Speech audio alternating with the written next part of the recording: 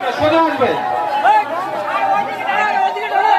আপনারা কেউ হুড়োহুড়ি করবেন না, কেউ হুড়োহুড়ি করে রথের পাশে যাবেন না, চাকার থেকে দূরে থাকুন।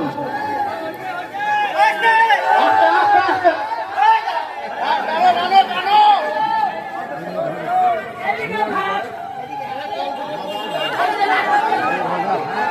লাগবে ওটা লাগবে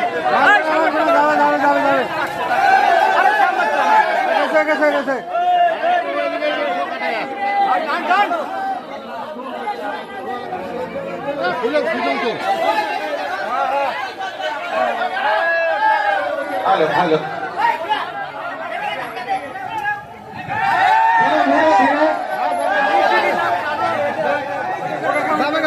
সাবধানে টানতে হবে।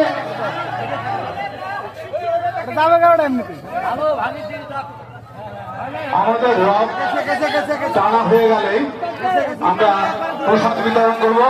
সবাই মন্দির প্রাঙ্গণে এসে প্রসাদ গ্রহণ করবেন। এই কি হলো?